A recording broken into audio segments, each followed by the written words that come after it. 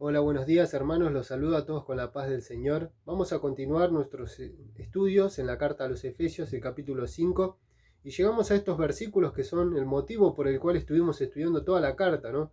Si ustedes recuerdan, el año pasado habíamos compartido una predicación de Efesios 5, versículos 15 al 17, y sobre estos tres versículos, en base a esto, ¿no? Surgió la propuesta de poder estudiar toda la carta, ¿no? Y acá estamos, después de todo este año. Y bueno, personalmente es un gozo haber podido estudiar y meditar en toda esta palabra de Dios que nos muestra todo lo que la iglesia tiene, ¿no? Y todo lo que tenemos como hijos de Dios, toda esta gran riqueza. Así que bueno, vamos a abrir nuestras Biblias en la carta a los Efesios, capítulo 5, vamos a leer desde el versículo 15 hasta el 21. Dice así: mirad pues con diligencia cómo andéis, no como necios, sino como sabios, aprovechando bien el tiempo, porque los días son malos. Por tanto, no seáis insensatos, sino entendidos de cuál sea la voluntad del Señor. No os embriaguéis con vino, en lo cual hay disolución, antes bien sed llenos del Espíritu, hablando entre vosotros con salmos, con himnos y cánticos espirituales, cantando y alabando al Señor en vuestros corazones, dando siempre gracias por todo al Dios y Padre en el nombre de nuestro Señor Jesucristo. Someteos unos a otros en el temor de Dios. Muy bien, y vamos a estudiar primeramente en los primeros tres versículos, ¿no? Del 15 al 17. Y cuando nosotros pensamos, lo primero que pensamos es en el tiempo, ¿no? El versículo 16. Sin embargo, de lo que está hablando Pablo acá no es específicamente del tiempo, ¿no? Obviamente lo menciona como algo que todos nosotros estamos siempre pendientes, ¿no? Pero lo importante acá, lo que está diciendo Pablo es: anden como sabios. Ese es el punto central de todo esto que vamos a estudiar. Y en base a eso, ¿cómo va a repercutir en cómo aprovechamos nuestras vidas? ¿Cómo aprovechamos las oportunidades que se nos presentan? Entonces, cuando nosotros pensamos en el tiempo, enseguida nos damos cuenta que el tiempo es algo que rápidamente pasa y que el tiempo no vuelve atrás, ¿no? Nosotros no podemos cambiar lo que hicimos. Ahí está el punto, ¿no? Es decir, no es importante que el tiempo se haya ido, sino qué es lo que hicimos. Y no lo podemos cambiar. Es decir, así hayamos hecho algo bueno o algo malo, es algo que ya está, ya pasó, es hecho consumado y hecho está. No podemos modificarlo por más que quisiéramos. Y está bien, podremos tener otras oportunidades, pero lo que ya pasó ya no se puede cambiar. Ahora, lo importante es esto, ¿no? La sabiduría que nosotros tenemos, o lo que acá Pablo está llamándonos, es a que podamos vivir sabiamente, ¿no? Porque sabemos que el tiempo se va a ir y que el tiempo es algo que pasa, ¿no? Cuando nosotros pensamos en la vida de un hombre, nos damos cuenta enseguida que la vida de un hombre pasa. No sé, cuando nosotros pensamos, ¿no? A lo largo de la historia, en tantas personas que ya pasaron y que en muchos de sus casos, sin pena ni gloria, ¿no? Pasaron siendo perfectamente desconocidos. Algunos otros quedaron como personas conocidos o que quedaron en la historia, pero ya pasaron también. Todos pasaron, buenos y malos, ¿no? De algunos tenemos anécdotas, de algunos tenemos historia, de algunos podemos saber muchos detalles o algunas cosas, ¿no? De sus vidas. Y de algunos podemos decir, por ejemplo, este hizo lo malo ante Dios, ¿no? Se rebeló contra Dios en su vida, negó a Dios y ya pasó. Y ahora el juicio para esa persona. De otros podemos decir, este agradó a Dios, este hizo lo bueno a los ojos de Dios, con todo lo que le costó, ¿no? No sé, si pensamos, por ejemplo, en muchos de los que son mencionados en la palabra, ¿no? Los profetas, ¿no? No sé, Jeremías, todo lo que le costó servir, obedecer a Dios, ¿no? Y lo que no quería, pero lo hizo, ¿no? Por la gracia de Dios, él fue obediente y decimos, y también, al igual que el otro, el malo, este güey que hizo lo bueno, también ya pasó. Su vida ya pasó. Ahora, para él, el cielo. Y cuando nosotros pensamos en las personas, ¿no? Y en toda la historia, ¿no? Cuánta gente que sus vidas ya pasaron, nos damos cuenta que nosotros también vamos a pasar. Nuestras vidas, al igual que las de ellos, están pasando y van a pasar, ¿no? y que rápidamente pasa, ¿no? Cuando pensamos, por ejemplo, en alguien como, no sé, Faraón o Pilatos, ¿no? Personas que decimos fueron impías y negaron a Dios, es decir, en su vida se encontraron frente a una encrucijada y tomaron una decisión, ¿no? Cuando Moisés viene y le dice y confronta a Faraón, ¿no? Él, y nosotros nos metemos en la piel de estas personas, ¿no? Decimos, fue difícil para él reconocer a Dios porque era alguien muy poderoso. Todos lo adoraban, se creía un Dios. Pero o cuando pensamos en Pilatos también, ¿no?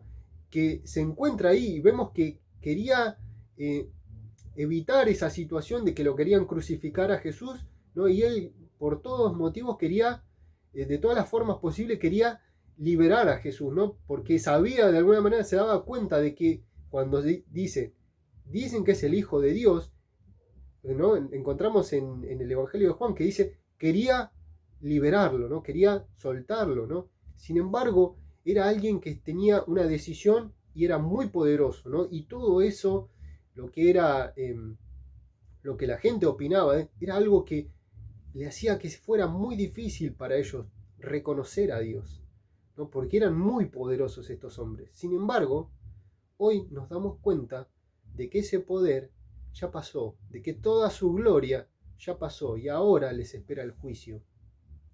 Si nosotros ubicamos en toda la historia, ¿no? Hacemos una línea de tiempo y ubicamos la vida de un hombre en esa línea, nos damos cuenta que es un pequeño puntito, ¿no? En esa línea, no es nada, es algo insignificante. Sin embargo, cuando nosotros estamos viviendo esta vida, nos parece una gran vida, porque es nuestra vida. Pero al igual que la de los otros, ese puntito en nuestra vida también va a pasar. Y lo importante de todo esto es qué entonces debemos hacer, ¿no? ¿Qué es lo que nos dice la palabra? Fíjense, me gustaría que abramos Isaías 40. Vamos a compartir unos versículos. Isaías 40. Vamos a leer los versículos 6 al 8. Dice, voz que decía, da voces. Y yo respondí, ¿qué tengo que decir a voces? Que toda carne es hierba, y toda su gloria como flor del campo. La hierba se seca, y la flor se marchita, porque el viento de Jehová sopló en ella, y ciertamente como hierba es el pueblo. Sécase la hierba, marchítase la flor, mas la palabra de Dios nuestro permanece para siempre. Cuando nosotros recién hablábamos de Faraón, ¿no? De Pilatos, decíamos que ellos eran muy poderosos y toda su gloria pesaba, ¿no? En la decisión que ellos tenían que tomar. Sin embargo, rápidamente pasó su gloria y todo su poder, pero Dios sigue siendo Dios. Y lo que nos dice Isaías es esto, ¿no? Sécase la hierba, marchítase la flor, pero la palabra de Dios permanece para siempre. Hay algo que nosotros nos damos cuenta que no pasa. Decimos, nuestras vidas pasan y rápidamente van a pasar, pero hay algo que no pasa y es la palabra de Dios. Cuando leemos esos versículos, ¿no? Lo primero que nos hace en Isaías, en realidad nos está mostrando lo frágil y lo pequeño que es el hombre, lo pequeño que soy yo, que somos nosotros, nuestras vidas, en comparación a Dios.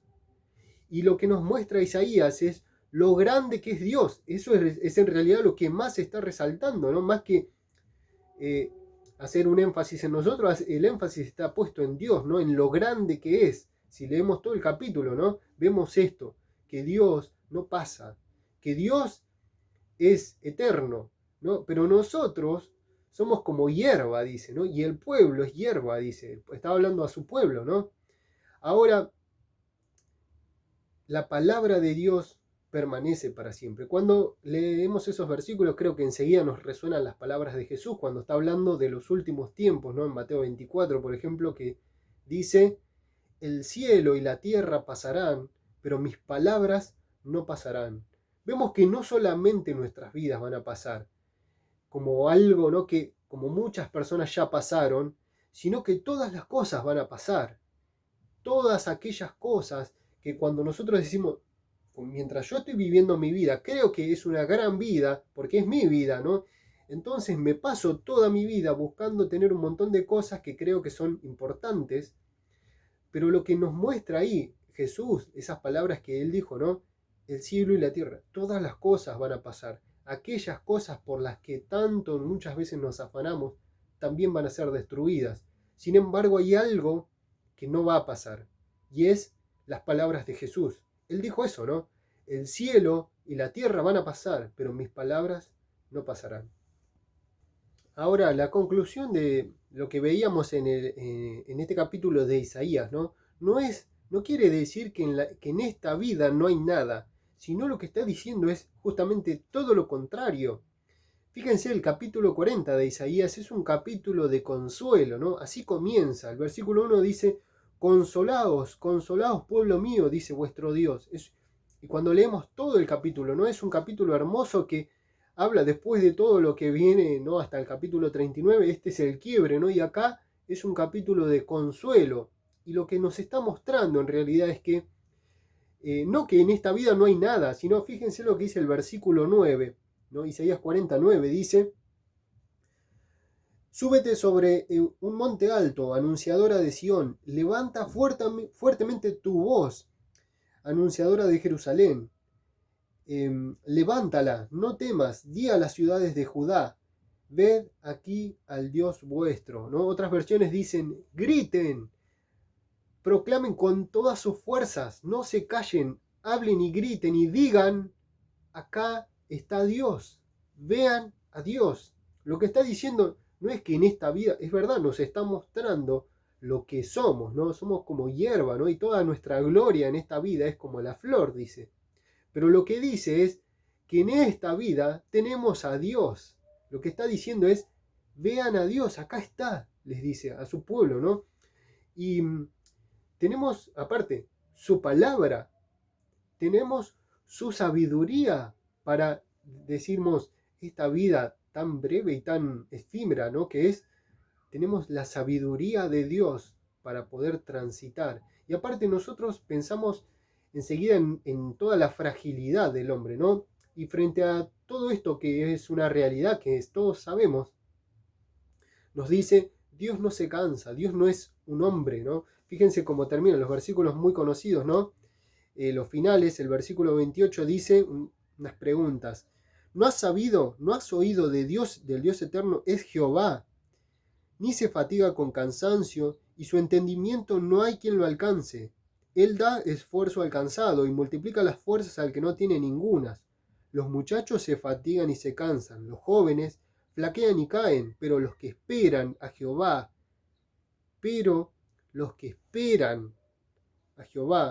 tendrán nuevas fuerzas, levantarán alas como las águilas, correrán y no se cansarán, caminarán y no se fatigarán.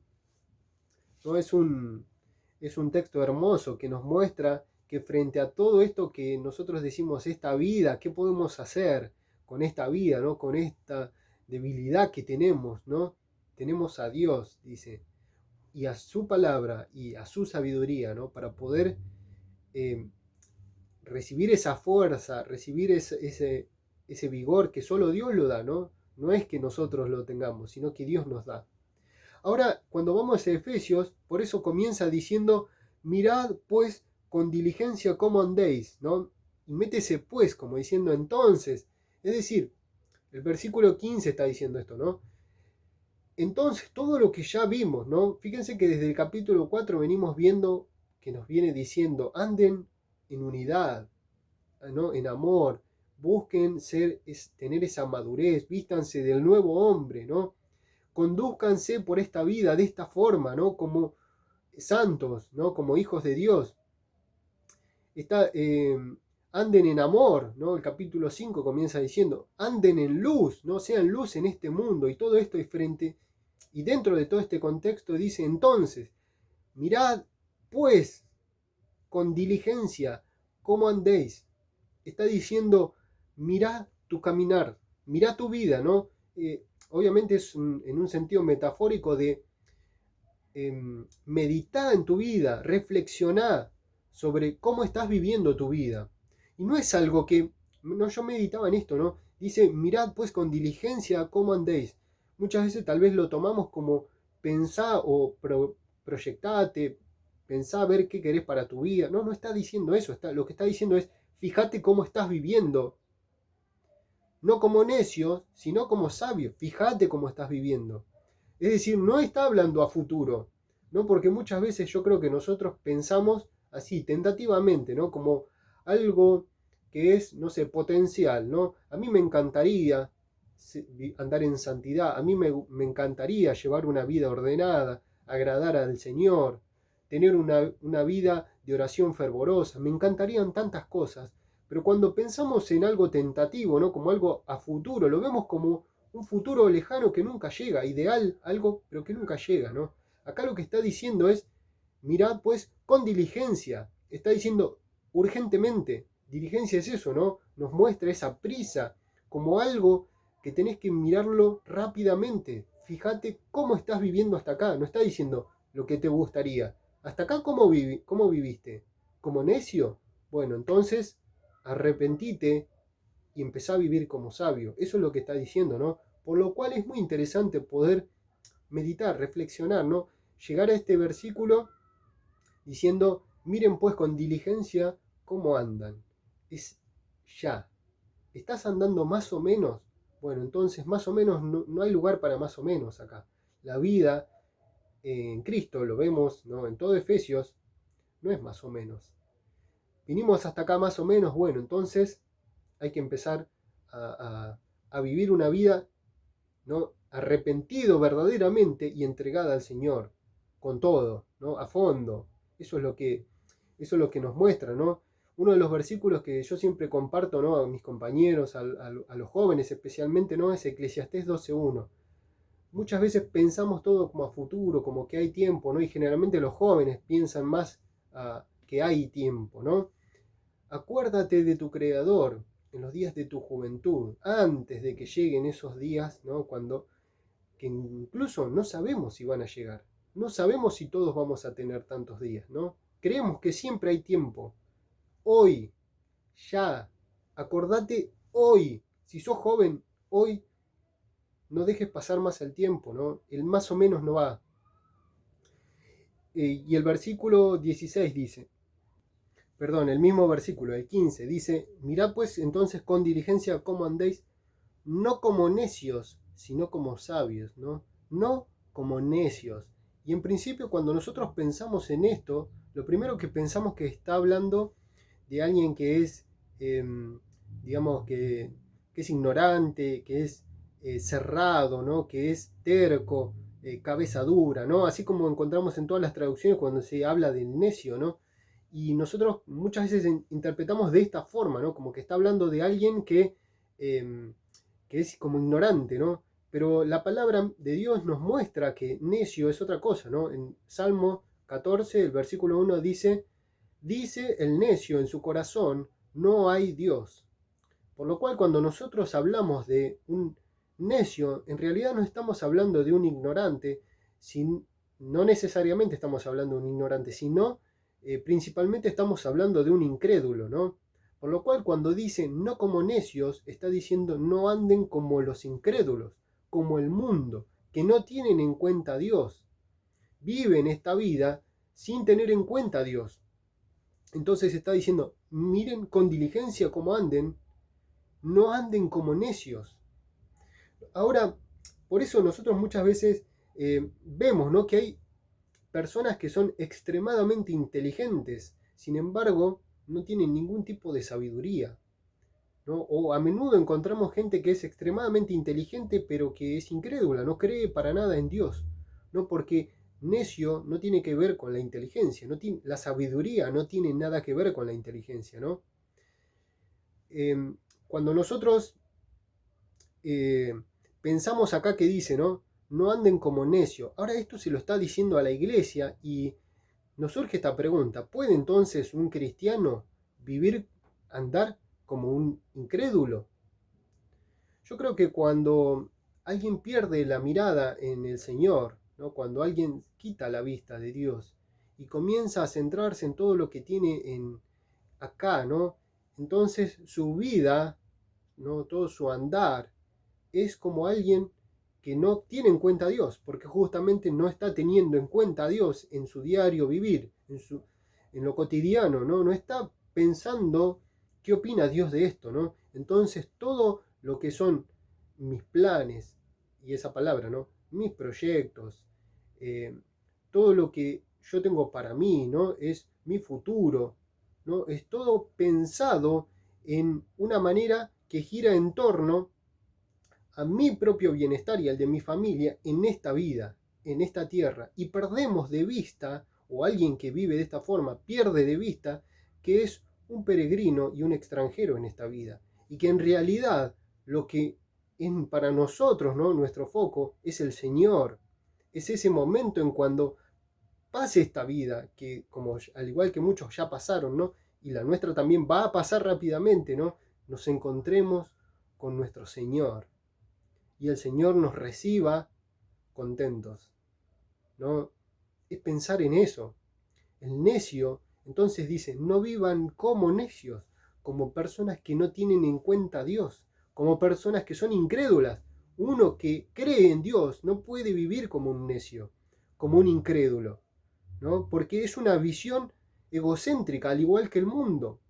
Ahora, cuando pensamos y no quiero que se malinterprete esto, ¿no? Porque no estamos diciendo que no hay que hacer nada en esta vida. Por supuesto, cuando veíamos Isaías, vemos que tenemos un montón de cosas que Dios nos ofrece y un montón de cosas que Dios pone en nuestras manos para esta vida, para que nosotros las aprovechemos, para que nosotros disfrutemos de ellas, para que nosotros pongamos nuestras manos al servicio de Él, ¿no? Entonces, yo creo que muchas veces los extremos que toman los malos cristianos son, por un lado, los que nunca miran al cielo, ¿no? Los que no tienen en cuenta a Dios, entonces viven totalmente egocéntrico, igual que el mundo, y por otro lado, los que dicen todo es vanidad, ¿no? Entonces no hay nada que hacer, ¿no? Dios, la palabra de Dios nos muestra otra cosa, ¿no?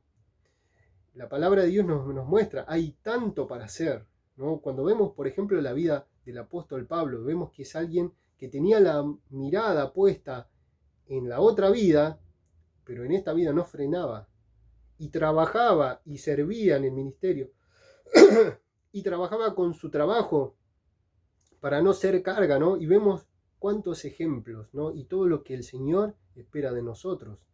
Por eso dice, para que vivamos aprovechando bien nuestra vida.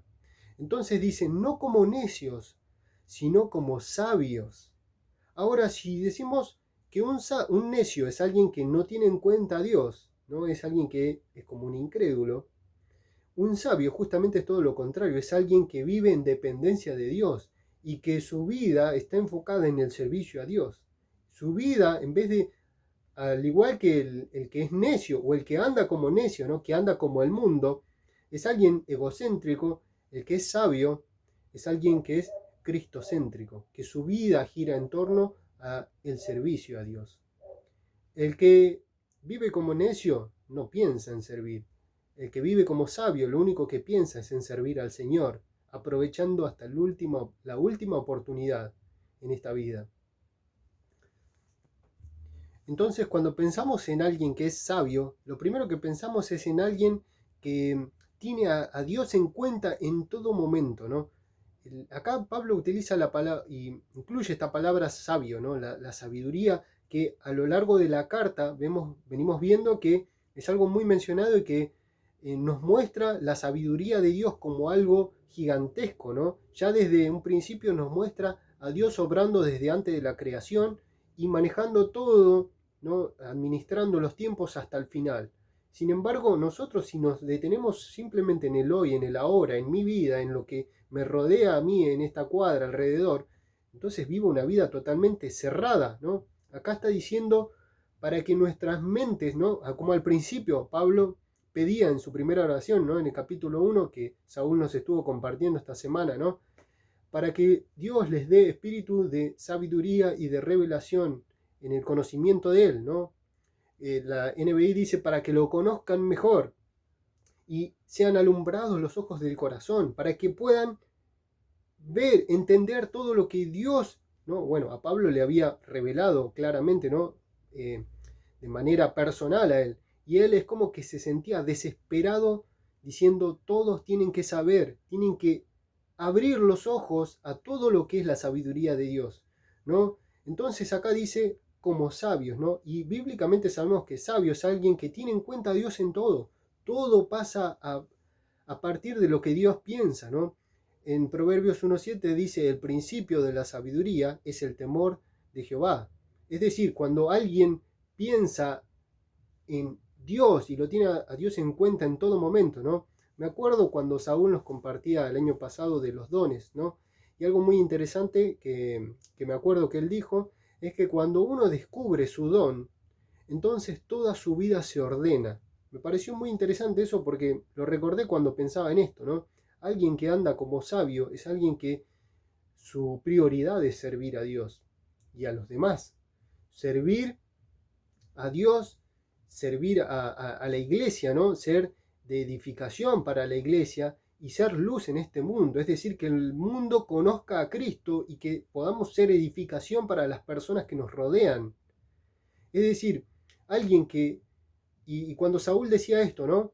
Cuando uno descubre su don, toda su vida se ordena. Es porque alguien que está su vida centrada en Dios. Entonces, cuando descubrió su don, encontró el camino, decir, esto es lo que yo tengo que hacer, de esta forma voy a aprovechar bien mi vida, de esta forma entonces todo va a tener sentido. Muy bien, ahora sí pasamos al versículo 16, dice entonces, aprovechando bien el tiempo porque los días son malos. Es decir, venía diciendo, fíjense cómo anden, no anden como necios, sino como sabios, aprovechando bien el tiempo. Es decir, no está diciendo que aprovechar bien el tiempo es una forma para llegar a ser sabios, sino que al revés. Si somos sabios, como consecuencias vamos a aprovechar bien el tiempo, vamos a ir aprovechando nuestra vida o cada oportunidad, ¿no? Eso es lo que está diciendo en realidad. Ahora, esta parte es muy complicada. Yo voy a tratar de explicarlo lo más sencillo posible. Si no se entiende bien, después repásenlo, porque es muy importante las palabras que utiliza acá, ¿no? En este versículo 16. Lo primero, cuando habla de tiempo, bueno, muchos ya saben que en el texto original, en griego, se habla del tiempo en dos sentidos y se utilizan dos palabras distintas, las cuales a nosotros se traducen como el tiempo. Una es cronos y la otra es kairos, ¿no? Una hace referencia al tiempo cronológico y otra hace referencia a una calidad de tiempo, ¿no? Es decir, la primera, cronos, hace referencia a una cantidad y kairos hace referencia a una calidad de tiempo, ¿no? Por ejemplo, si yo digo, el 26 de septiembre de 1569 se imprimió la Biblia, como decíamos el otro día, estoy hablando del tiempo cronológico, ¿no? De cronos. Es decir, mencioné una fecha, un tiempo específico, ¿no? Una fecha específica, un día específico. Ahora, si yo digo, por ejemplo, este es un tiempo en donde la maldad ha crecido mucho, ¿de cuándo estoy hablando? De hoy, de mañana, de ayer, de hace mucho tiempo, porque estoy hablando de una calidad de tiempo. O decir, por ejemplo, este es un tiempo oportuno para predicar el Evangelio. La gente está, ¿no?, muy abierta a escuchar la palabra, muy necesitada a escuchar. Entonces hablamos de un tiempo en un sentido de una calidad. Por eso muchas versiones traducen el tiempo oportuno, aprovechando el tiempo de oportunidad, ¿no? Es decir, acá la palabra que se utiliza es kairos, eso, habla de una calidad. Por eso ni siquiera está hablando del tiempo, está diciendo, anden sabiamente, aprovechando bien cada oportunidad que se presenta. Eso es lo que está diciendo, ¿no? Y la otra palabra interesante es aprovechando bien. En realidad en el texto original es una palabra que se llama exagorazo.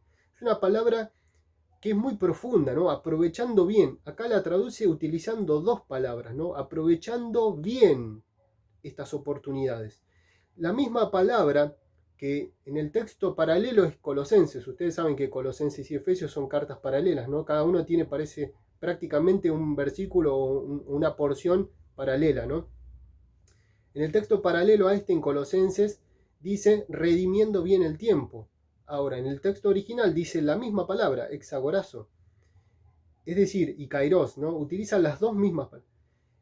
Pero en Colosenses dice redimiendo el tiempo y acá dice aprovechando bien el tiempo, ¿no? Utiliza dos palabras acá en Efesios.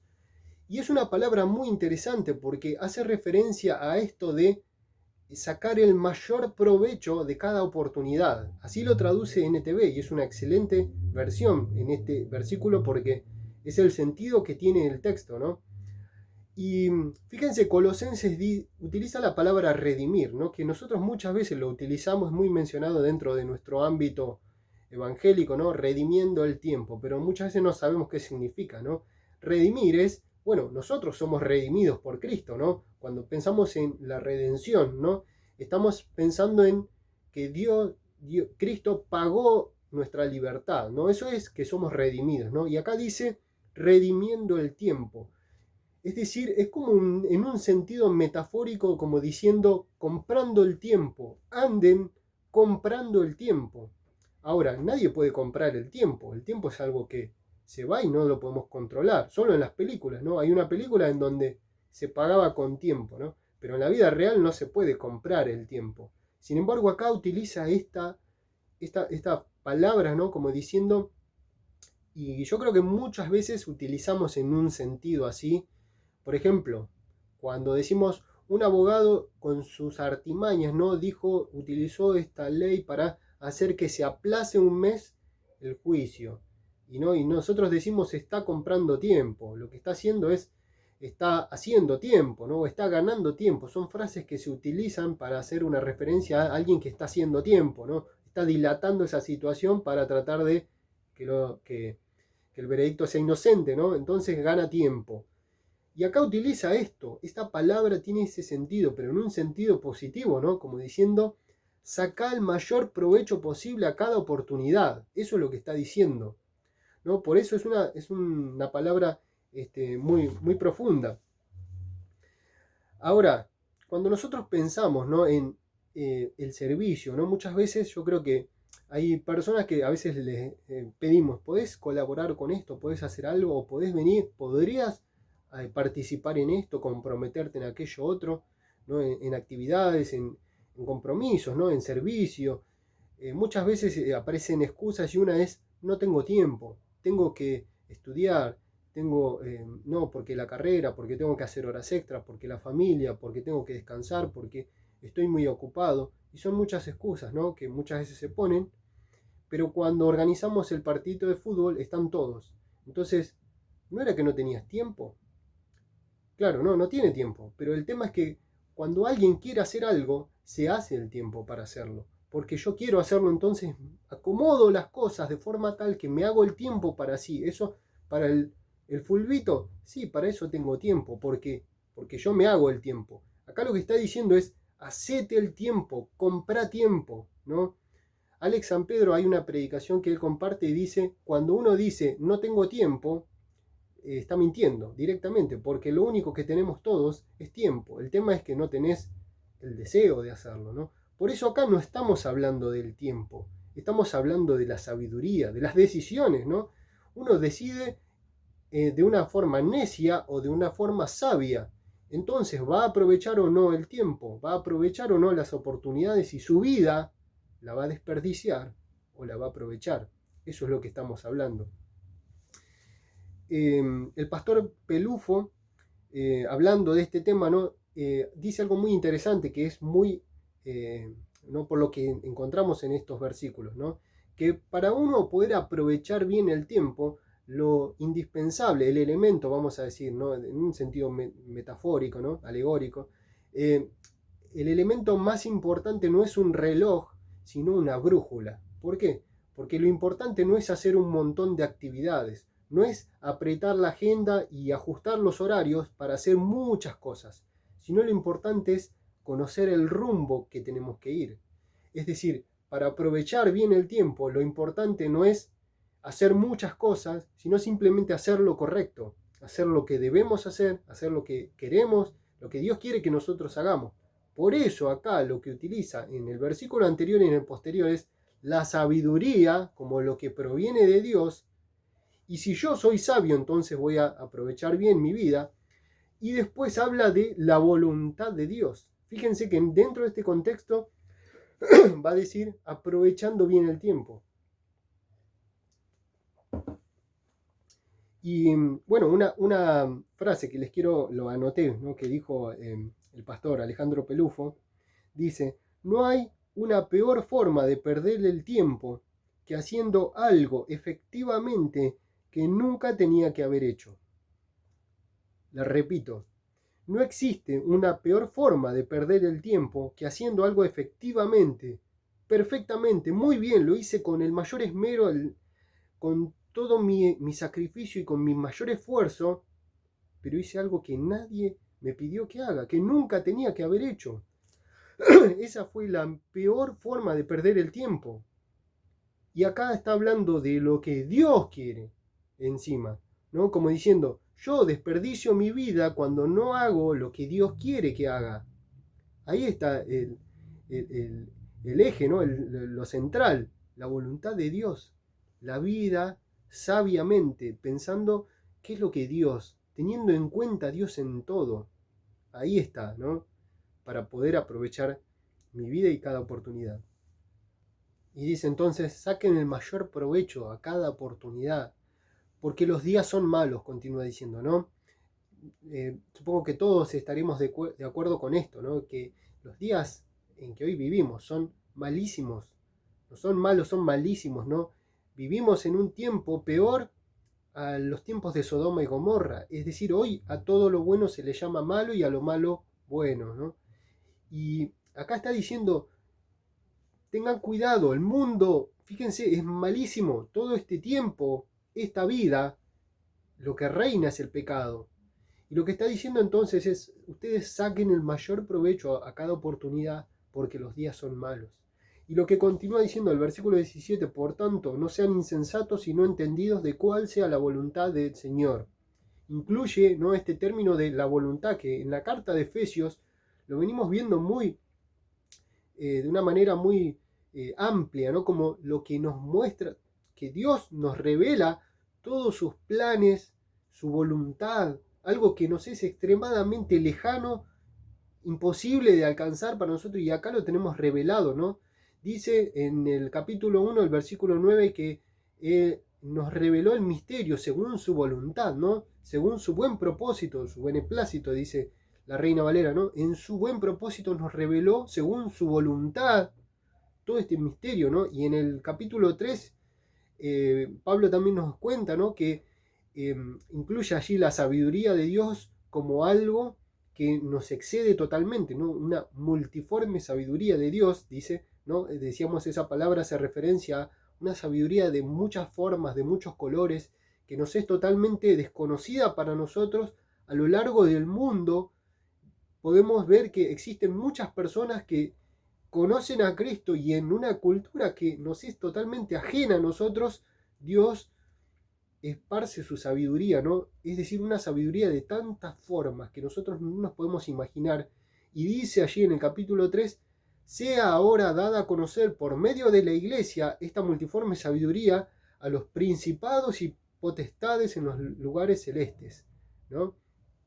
Que Dios en su voluntad nos quiso dar y quiso que así sea, ¿no? Es decir, está incluyendo la voluntad y la sabiduría de Dios como lo que determina nuestra vida para poder aprovechar nuestra vida, nuestros días, nuestras oportunidades. Y acá es muy interesante, ¿no? Que, bueno, me gusta mucho la versión NTV, dice, procuren, es decir, en vez de decir, de conocer, bueno, Reina Valera dice, sean entendidos de cuál sea la voluntad del Señor. La NTV dice, procuren entender lo que el Señor quiere que hagan, ¿no? Y queda muy claro allí, es el sentido de lo que está diciendo Pablo, porque muchas veces nosotros entendemos la voluntad de Dios desde una perspectiva egoísta, incluso egocéntrica, desde una perspectiva en donde ¿qué es lo que Dios espera? ¿Cuál es la voluntad de Dios para mi vida? No está diciendo eso. La NTV lo dice muy claro. Procuren entender lo que el Señor quiere que hagan. No es en base a mí, la voluntad de Dios para mi vida. ¿Con quién me casaré? ¿Qué carrera voy a seguir? ¿Qué trabajo voy a elegir? ¿Qué auto me voy a comprar? ¿Qué casa voy a tener?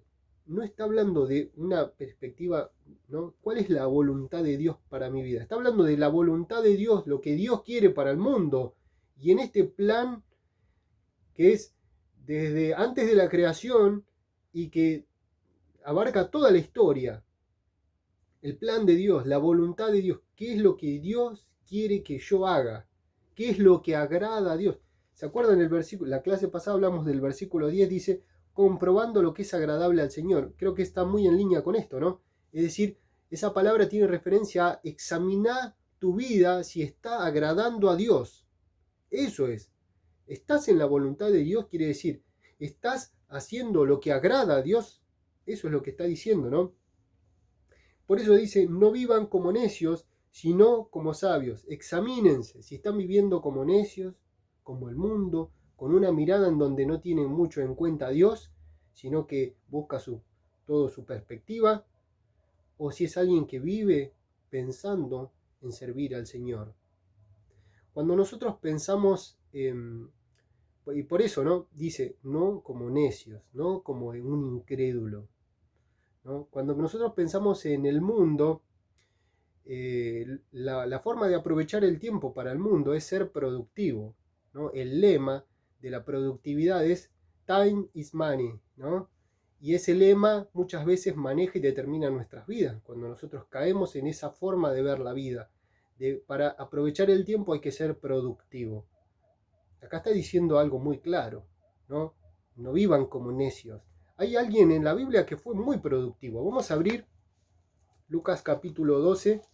Hay un ejemplo de un hombre que fue extremadamente productivo en su vida y alguien muy, muy inteligente, con mucha capacidad. Vamos a leer Lucas 12, versículo 16. Dice, también les refirió una parábola diciendo, la heredad de un hombre rico había producido mucho, ¿no? Estaba produciendo mucho. Y él pensaba dentro de sí diciendo, ¿qué haré? Porque no tengo dónde guardar mis frutos. Y dijo, esto haré, derribaré mis graneros y los edificaré mayores, y allí guardaré todos mis frutos y mis bienes. Y diré a mi alma, alma, muchos bienes tienes guardados para muchos años, repósate, come, bebe, regocíjate. Pero Dios le dijo, necio. Fíjense, versículo 20 dice, pero Dios le dijo, necio, a un hombre totalmente capacitado.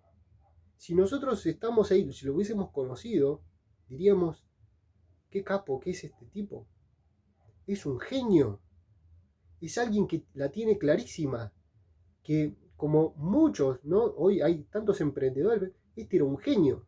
Pero Dios le dijo, necio, esta noche vienen a pedir tu alma, y lo que has provisto, ¿de quién será? Así es el que hace para sí tesoros y no es rico para con Dios. Es un hombre muy productivo, fue un hombre muy productivo. Diría el mundo, es alguien que aprovechaba al máximo el tiempo. Pero para Dios las cosas son distintas. Y de vuelta, tenemos mucho para hacer en esta vida, tenemos mucho para trabajar, pero teniendo la mente clara de cuál es la sabiduría, de qué es lo que a Dios agrada, cuál es la voluntad de Dios, qué es lo que a Dios le agrada y si nuestras vidas verdaderamente están agradando a Dios o si solamente las estamos viviendo para, como hizo este hombre, ¿no? Haciendo tesoros para sí, pero no era rico para con Dios. Hay algo que queda claro, ¿no? Que el tiempo es limitado y que todo no se puede. O elegís una cosa o tenés la otra, pero todo no se puede. El Señor Jesús dijo, el que quiera hallar su vida la perderá, pero el que pierda su vida por causa de mí, la hallará. Es extraordinario pensar en esto, ¿no? Alguien que haya la vida cuando haya Cristo. Y sería una locura pensar que no hay nada para esta vida, ¿no? Porque justamente cuando uno encuentra la vida en Cristo, encuentra la plenitud para esta vida, que nadie puede conseguir nada, más que lo que, como este hombre. Pero el que encuentra la vida en Cristo encuentra la plenitud de la vida, ¿no? Comenzamos al principio diciendo que la vida es algo que pronto pasa y que todos vamos a pasar. Moisés fue alguien que agradó a Dios en su vida, ¿no? Y ¿qué podríamos decir de Moisés? Y también pasó su vida. Y él cuando estaba ahí muy cerquita, ya él se daba cuenta de que ya estaba pasando su vida, escribió el Salmo 90 y le quería compartir unos versículos, ¿no? Del versículo 3 dice, esto escribió Moisés ya sabiendo que pronto iba a pasar, ¿no? Vuelves al hombre hasta ser quebrantado y dices, convertíos, hijos de los hombres, porque 1000 años delante de tus ojos son como el día de ayer que pasó, y como una de las vigilias de la noche, los arrebatas como un torrente de agua, son como sueño, como la hierba que crece en la mañana y en la mañana florece y crece, y a la tarde es cortada y se seca. Versículo 9 dice, porque todos nuestros días declinan a causa de tu ira, acabamos nuestros años como un pensamiento. Los días de nuestra edad son 70 años, y si en los más robustos son 80 años, con todo, su fortaleza es molestia y trabajo, porque pronto pasan y volamos. Y el versículo 11 hace unas preguntas, ¿no? Dice, ¿quién conoce el poder de tu ira? Saber que todos vamos a rendir cuentas delante de Dios, y tu indignación según debe ser temido, ¿no? Nadie. Ser sabio es tener presente siempre esto. Y termina con el versículo 12, ¿no? Saber que para esta vida Dios nos ofrece hermosos recursos para aprovechar este breve tiempo, ¿no? Enséñanos de tal modo a contar nuestros días que traigamos al corazón sabiduría.